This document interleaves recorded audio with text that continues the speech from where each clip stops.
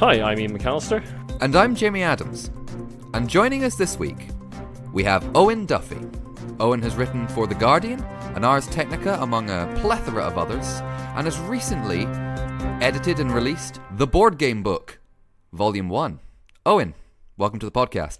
Hi there, guys. It's great to be on. Lovely to see you. How are you doing, Owen? I am doing not badly at all. Yourselves? We're doing very well. I've been spending the day dipping in and out of the excellent tome that I kickstarted. I think Jamie's got one of these as well. I also have a copy, showing you a book that listeners can't see, but yes, it's absolutely fantastic. So, Owen, can you tell us a little bit about the book, what it's about, and what's in it? Yeah, sure. Well, it's basically kind of like a hardback annual for the hobby. So it's a mix of kind of games criticism by professional games journalists. So there's myself, there's Matt Thrower, who people might know from places like PC Gamer and Shut Up and Sit Down. There's Terry Latorco, who's a real expert on kind of miniature wargaming and writes for Geek and Sundry, among other places. Cool. And there's Richard Jansen-Parks, who is a really just amazing RPG writer. Yeah, follow his specialist. Work. It's great. Yeah, and we've kind of combined that kind of games criticism and reviews with some really nice photography. We've got kind of interviews with the designers of most of the games in the books, folks like Matt Leacock and Reiner Knizia and Richard Garfield, who I was really pleased to get because I've been chasing him for about 6 years. And he finally gave in and gave me an interview, so that was fantastic. And it's really just, it's intended to show kind of the best of the hobby from a kind of big range of games, everything from kind of simple kind of family party games to really kind of complex strategy nerd stuff. And we're pretty pleased with it. We think it, we think it's a really just lovely hardback, nice thing to hold, kind of interesting thing to read, and we're looking to do one every year and just make it sort of a bit of a tradition. Oh, you're going to take my money every year, Owen. It's just terrible. No, it's a really nice thing. I've really enjoyed reading it, and it is great to see you sort of highlighting some of the smaller games out there that haven't maybe got as much press as they deserve. Like, well, a favourite of yours and mine, like Carta Impera Victoria and games like that. Sure, yeah, that didn't get anything like the recognition it deserved when it came out. And it's things like that. It's finding those hidden gems.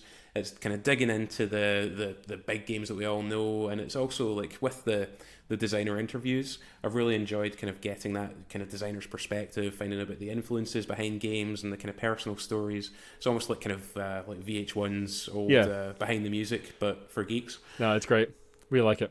How are sales going with the book? How's it doing? Yeah, sales have been great. Obviously, we had a successful Kickstarter campaign for it last year. It's been doing really well on Amazon. It's been getting a good reception in game stores, and it's in some of the book chains as well. So yeah, it's fantastic. We're actually already at the point where we're looking at a second printing, which is way ahead of where we expect it to be. Fantastic. Amazing. That's good to hear. You already making plans for Volume 2 as well? Oh yeah, we're working hard on it. We're already deep in the process of just annoying our friends and game groups by insisting that they play hundreds of games. Well, I'm sure they're happy to do so. Well, thanks very much for joining this week at Owen, and let's get into the news. This is Brainwaves, bringing you the best in board game and tabletop gaming news. These are the headlines for the week of 8th July 2019. Kickstarter is honestly going to enforce its clear new policy. Watch the skies from the comfort of your own home. And a barrage of negative reviews hit Boardgamegeek. All this and more on this episode of Brainwaves. So we're back with Kickstarter once more, and they have just recently updated their guidelines as to how creators are meant to talk about their projects, and they're calling this their honest and clear presentation in projects. They're only calling them recommendations. They are kind of indicating that a failure to adhere to their new policies might result in a variety of actions, including project suspension, but there's no clear policy at the moment exactly what Kickstarter is going to do in response to anybody breaking these guidelines. And of special interest to the board gaming community is that they have put in a stipulation that creators should not use photorealistic renderings anywhere within your project. Now, we've covered big miniature game Kickstarters before in the past, one's failing or promising more than they can deliver, and one of the things that's common to a lot of those projects is that they display renders rather than actual miniatures, which can get them into a lot of shtick when the actual product comes through and it doesn't look exactly like it should. Another couple of things that are worth noting in these new guidelines are that they have a stipulation that you do not show your product packaging if it hasn't been produced yet, which could be a tricky one for a lot of Kickstarters where they're basically showing art virtually wrapped around a box essentially for the packaging, and that you're not meant to set a funding goal that won't allow you to bring your project to completion one of the things that's common to a lot of board game Kickstarters is they have a small funding target to show that they've funded, and then they use that momentum to then gain a lot of money. I mean, what do you think, guys? Do you think Kickstarter is actually going to enforce these rules such as they are, or are they just going to ignore them? What's going to happen? I think to some extent it's going to depend on just how ready some of the publishers are to adhere to those rules. I mean, if you look at some of the big kind of boxes of plastic and cardboard that are raking in, $1 million or more in a campaign, they're making a lot of money for Kickstarter, and I can't see them being too willing to kick those projects off the site. No, indeed. I mean, and they've shown willingness to sort of break their own rules before. I got in touch with them for comment about the claustrophobia Kickstarter that was up not too long ago, where basically the company behind that, whose name temporarily escapes me, had essentially already made the product, and were like they literally printed the games already, and were just using Kickstarter as an absolute pre-order and sales store, which Kickstarter are not meant to allow. But when I sort of pushed them for that question, they never got back to me.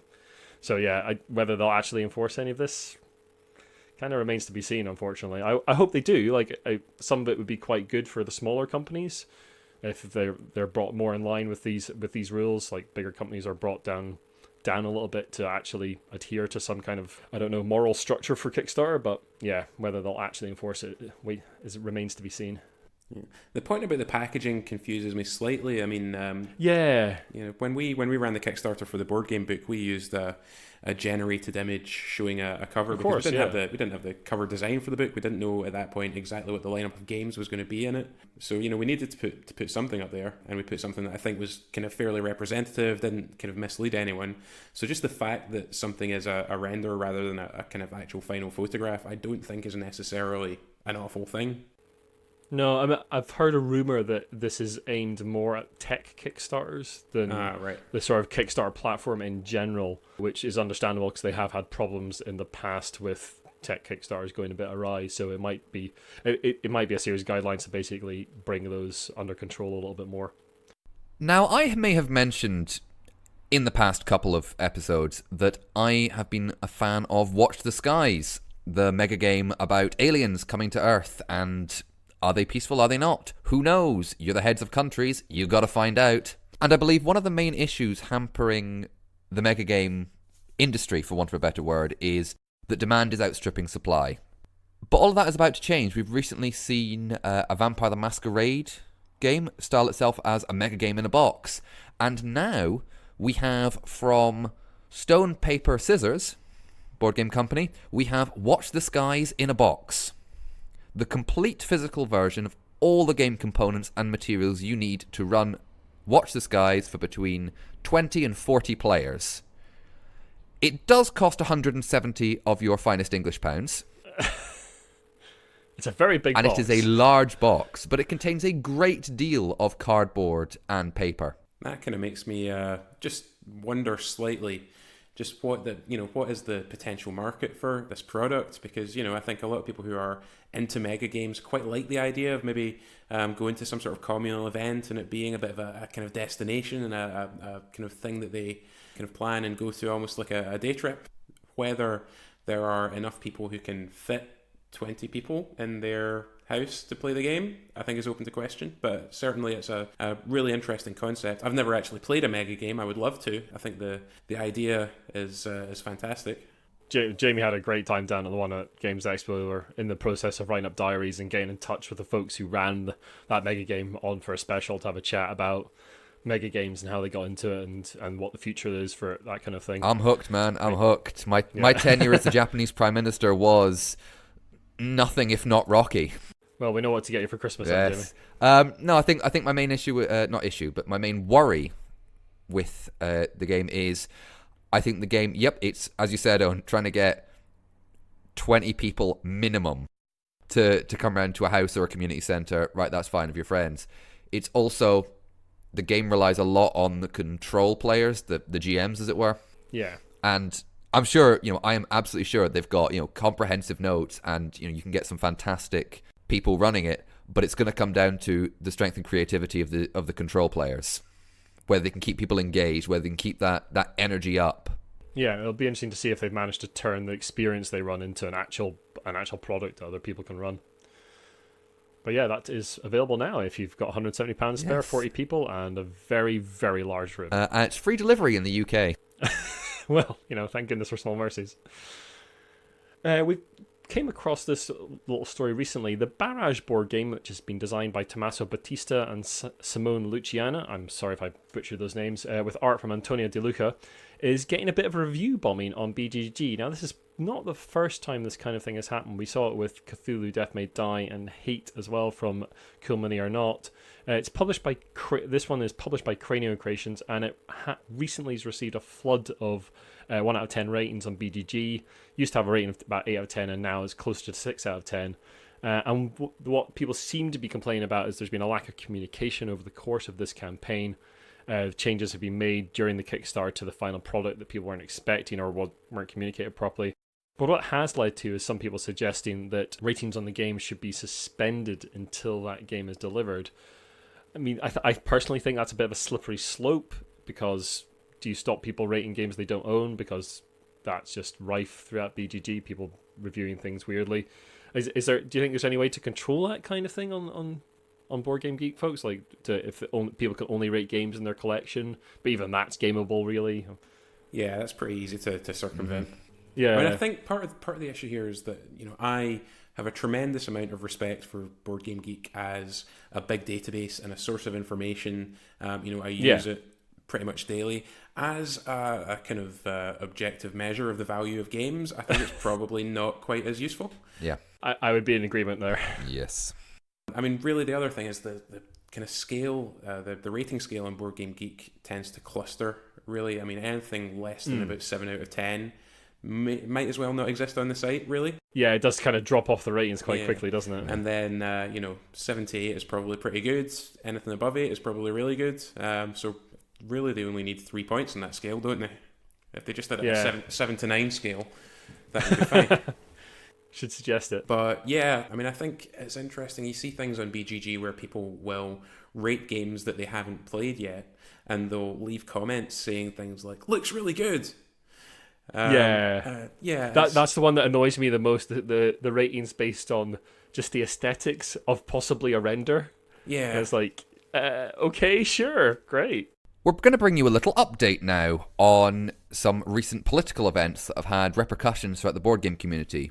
You may be aware that several months ago, there was a breakdown in talks between the United States and China, with President Donald Trump threatening to impose tariffs on consumer products imported from China into the United States. Now, considering a lot of board games components and board games themselves are manufactured in China, this obviously had massive impact for the board game community. Well, recently, President Trump was at the G20 conference in Osaka, Japan, and spoke with President of China, Xi Jinping, in an 80-minute conversation.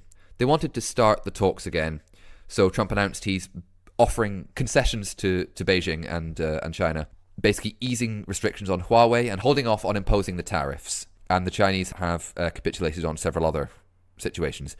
But for now, it looks as if the tariffs are going to either not come into play or are going to come into play much, much later.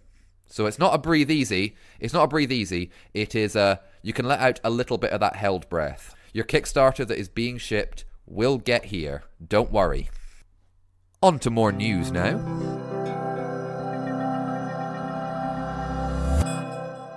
Cyberpunk 2077 is coming to PCs and gaming consoles next year, and a prequel is being released, which is going to be a tabletop RPG. Now, this is coming from Archeological Games, who were the original makers of the original Cyberpunk RPG.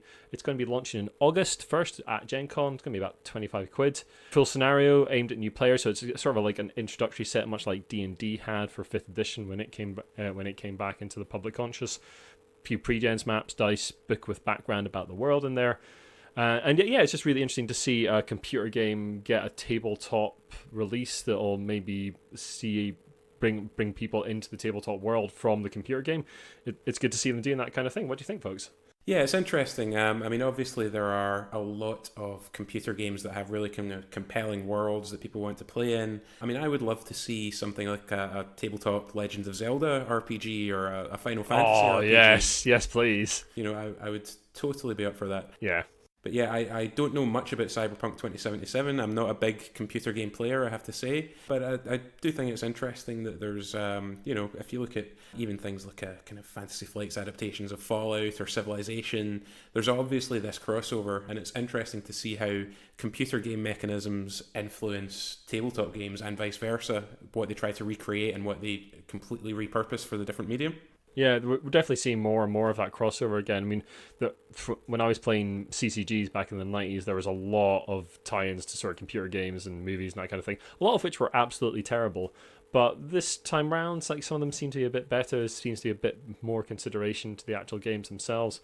And certainly like things like Fallout, like that, and that kind of thing that you mentioned, Owen, have been doing very well. So yeah, maybe we'll see more of this in the future, sort of a crossover between the gaming genres. I think we definitely will, because we had the recent announcement of Baldur's Gate 3. Now, of course, Baldur's Gate 1 and 2 were based off the first edition Advanced Dungeons & Dragons. And then with the announcement of Baldur's Gate 3, 5th edition Dungeons & Dragons announced there was a new supplement coming out directly tied into the game. Oh, cool. Yeah, and Cyberpunk 2077. I missed that one. Yeah, Cyberpunk 2077 obviously is an update of the role-playing game Cyberpunk 2020. So we've gone from role-playing game to video game and back to role-playing game.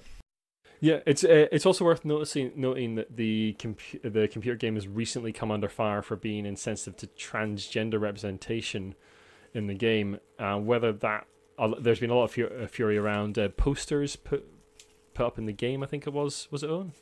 This is something that I only saw briefly. I mean, one of the things that really struck me is that the cyberpunk genre, not just in gaming but in fiction, really has quite a few tie-ins with kind of trans culture and identity. Yeah. If you look at folks like the Wachowski siblings who made the Matrix films, and if you look at kind of several, particularly authors working in the field, they explore themes of gender and identity and bodily autonomy. So to see the sort of trappings of cyberpunk being used in a way that doesn't really recognize or respect that is just a little bit kind of jarring.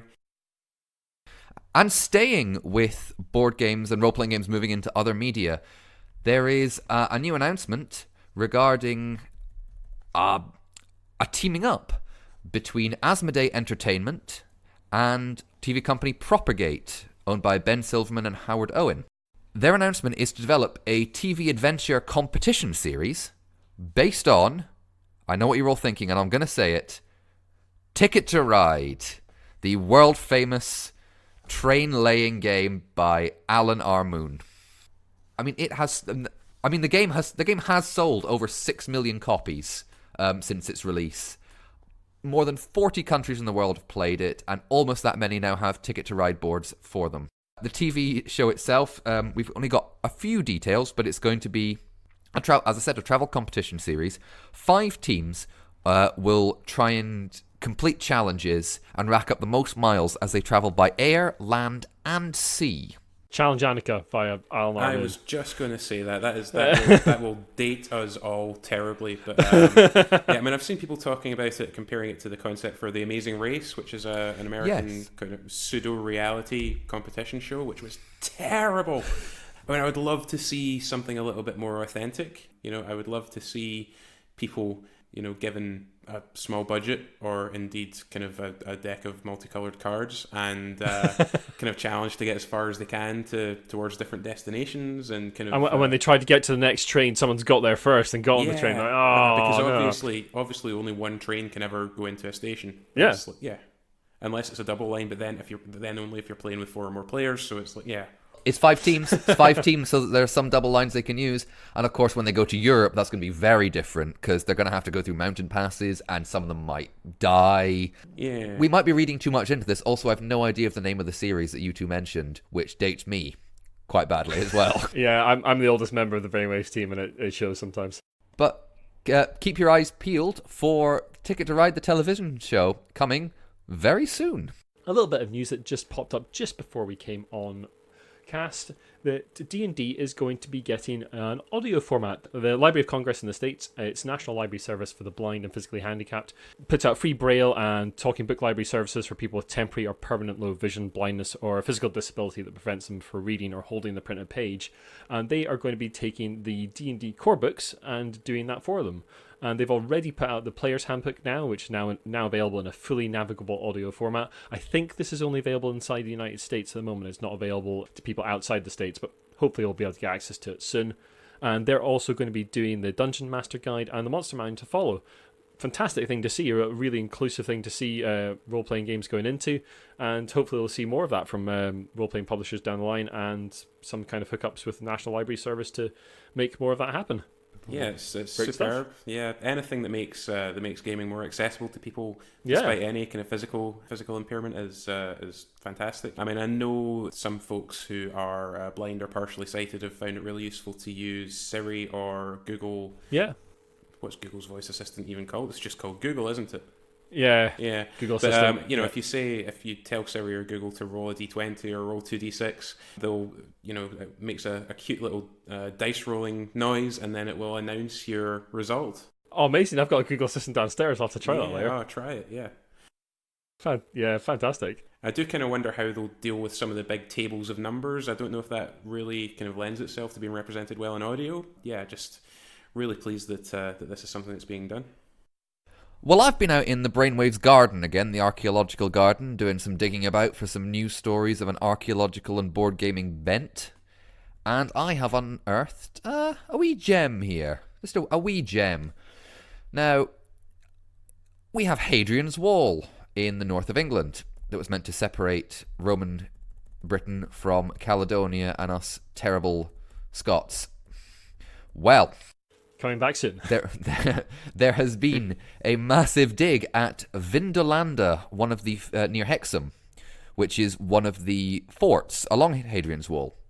There's been a dig of 400 volunteers, and they've unearthed, as I said, a couple of gems, including 1,800-year-old gems.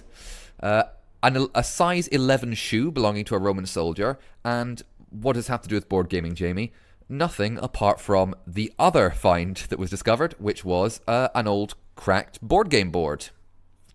It was found in the bathhouse, where the bathhouse would be, and the game was called Little Soldiers, or, and here's proof I did not do any Latin, Ludus Latroncolorum. Yeah, and apparently the game looked, maybe played slightly similar to drafts. And it's apparently not uncommon to find gaming pieces and gaming boards in military installations, and getting an insight into the daily life of soldiers in almost 2,000 years ago. Just to show board games have been around forever, and they'll probably be around well into humanity's future. I heard 20 minutes after that discovery, someone had rated it a 1 on Boardgamegeek and called it a soulless abstract. He's here all week, ladies and gentlemen. There was the old story, not the old story, but there was from several months ago that Romans didn't bother to weight their dice because they believed their dice throws were in the hands of the gods, so it didn't matter what the weighting was, the gods would decide the numbers for them. I think it's someone who cheated at dice just made that up as an excuse at some point. It's got amazing. It doesn't matter, the gods are in control, honest. Had Please don't cut amazing my hands PR. off.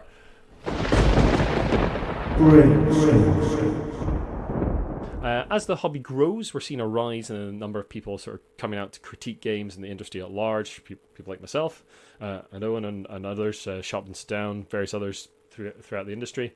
And as more people get involved in the journalistic side of the hobby, what rules should govern that conduct? We don't really have a sort of journalistic code of conduct for the board game hobby. And how can consumers know who to trust to deliver an honest opinion? What's your sort of thoughts on this, Owen, coming from an actual professional journalistic background? Yeah, well, just dump the big topic on me. It's obviously something that's being discussed quite a lot in the hobby at the moment. And I think I come from a background where I've been writing for actual publications like The Guardian, Ars Technica, and places who are kind of paying me to do a job and who have their editorial standards, which are usually written and are usually accessible to the audience.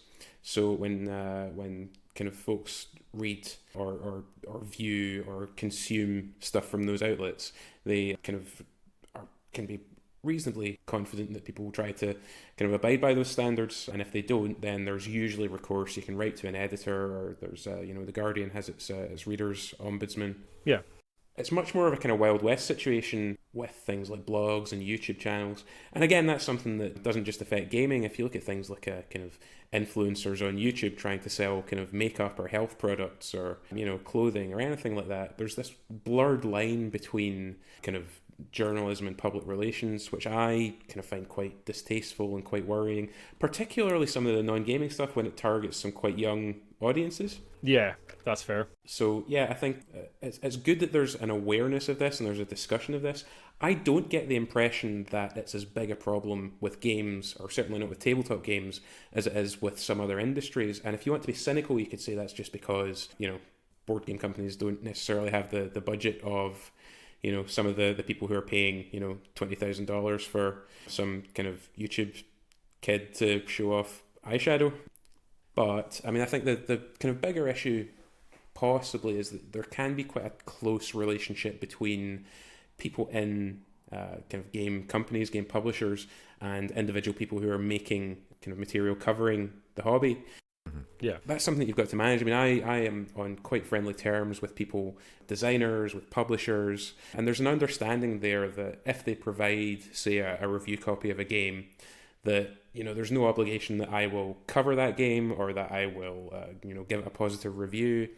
If you're someone that's newer to kind of making this kind of content, you might not be as kind of confident in your standing there, and even without there being the need for any kind of outright skullduggery or bribery or anything, I think there might be a kind of tendency in some cases for people to want to just stay on the friendly side of the people they're dealing with. I think that's something for people to consider, even if it's not intentional malpractice. It's still something that can kind of influence some of the content that's being put out there. I certainly experienced that at sort of the early days of turning the Giant Brain into a more journalistic site as I was sort of picking up review copies, and I had a couple of run-ins with some publishers over me basically saying your game's not very good, and that did take a hit to my sort of confidence in writing, and I sort of backed off a little bit from a more critical tone. But as I've sort of grown in confidence with the writing, I have come back to basically saying, now the Giant Brain site has, if you send us a copy of a game to review, there's no promise that we'll like this, effectively, and basically put that up front and say, this is how we review games. If you don't like that, that's fine, but this is how we go about it. And I think most sites could probably do with that. We try and be as open and honest as possible about where we get copies as well. Even when it's just like, I've bought a copy of this to review, I try and put that at the top of each page. Also, I saw recently that Michael Heron from Meeples Like Us had put out a sort of the start of a sort of an attempt to sort of journalistic guidelines for sort of board game reviews. Have you had a chance to read that at all? Yeah, well, I had a brief look at it, and it it's almost a kind of legalistic looking kind of document, because it goes into a lot of detail about kind of precisely what the policies are there on kind of different specific issues. And I think it might not be kind of scintillating reading for the audience, but the fact that it's there and it's something that they can point to and they can explain, well, this is the reason why we took this decision, is certainly valuable. Yeah. What do you think, Jamie? I'm a very simple man with very simple beliefs. If you get paid for a promotion, disclose it. As you said, the idea of a publisher sends in a review copy to the site and says, we have no, what am I trying to say? Don't expect us to give it glowing terms just because you send us a review copy, because that way it's a slippery slope, and the only people who will be sending review copies to are people who are going to be saying nice things about the game, and then you don't have a review industry anymore. You've just got promotion. You've got promotion, basically. And it's I mean, certainly computer games have had a massive problem with this over the years. There's been various cases where basically companies that are running adverts for a game have then sort of like curtailed the sort of more negative aspects of reviews. And I don't think anything like that is happening in the board game world, but it is good that conversation is being had and that people are vigilant, I guess, and looking out for that kind of thing happening. I think the one thing that I find slightly confusing is the sort of distinction that people make between kind of paid previews of games and independent reviews, because usually if you watch one of these previews, there will be some element of kind of personal opinion thrown in there, even if it's very slight. And the other thing is just, I wouldn't be comfortable if I were making stuff on behalf of a games company, or whether it's a publisher, whether it's a PR company, to then cover their games. I think there needs to be a kind of ironclad line between advertising and editorial. And I mean, it's something that every media outlet, with the exception of the BBC, I guess, which is funded through the license fee, has to sort of confront and just address how they ensure that there is that protection for editorial content when they are dealing with advertisers. If you look at some news sites in the States, for example, I mean, it's more and more common for there to be sort of advertorial content there, where you have stuff that is written by a news organization, but is clearly marked as this is advertising. I think just maybe I'm just old fashioned, maybe I just have ridiculously high standards, but anytime I see those lines starting to get blurred, I just start getting a little bit uncomfortable. It just doesn't sit right with me. No, it makes me uncomfortable too, and I'm glad that the conversation is being had, and that people outside of the sort of like creators like myself are talking about it and are being vigilant and are mentioning it. I don't think there's like huge corruption or anything like that going on right now, but it's good that we're sort of starting to talk about having sort of journalistic standards, and that people like us are putting out guidelines and ideas of like how we might go about doing that.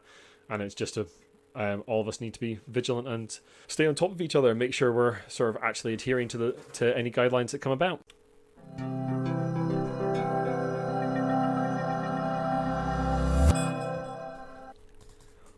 Well, we're almost done for another episode of Brainwaves, but we couldn't leave you without returning to that faithful corner of Monopoly. And of course, there is more Monopoly news, because there is always Monopoly news.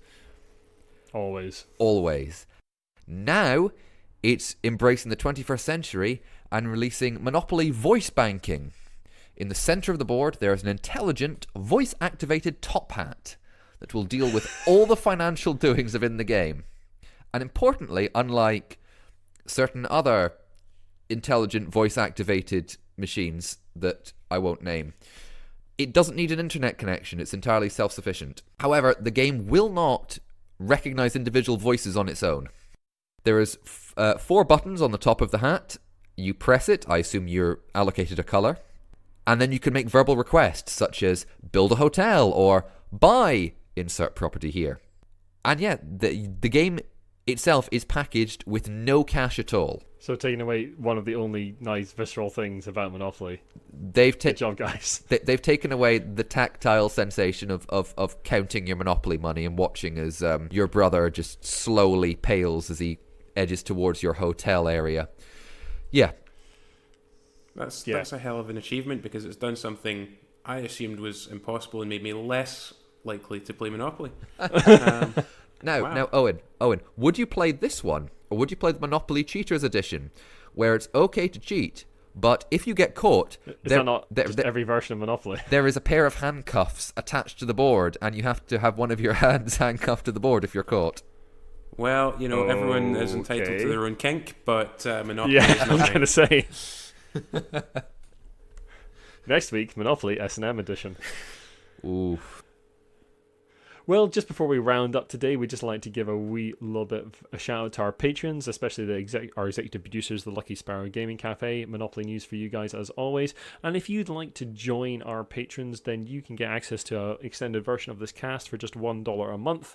And also our Idle Thoughts podcast, which is a discussion between myself, Jamie, and one of our guests about the games we have played recently, and you get that at the $2 a month level. It really helps us keep the lights on and fund the website and podcast. And if you'd like to throw us $1 or $2 a month, we'd really appreciate that. Spoiler. Thank you very much. Spoiler, in my most recent Idle Thoughts, I'm talking about Monopoly. Yeah, it's just hours of Jamie talking about Monopoly. You can have that for $2 a month. It's not the kind you think, though. Indeed. So, Owen, just before we wrap up the show, where can people buy the book, find you on the internet, etc.? Yeah, well, if you go to any game store or bookshop in the UK, they will be able to order it for you if they don't already have it in. You can get it on Amazon if you want to help Jeff Bezos pay his alimony. You can get it from a bunch of really good retailers. Heifer's Bookshop has it, Games Lore has it, Games Quest has it, Zatu Games has it. It's not hard to find. Board Game Book Volume 1. And of course you can buy it at boardgame-book.com. Excellent. We'll put links to all that in the show notes. Thank you very much for listening.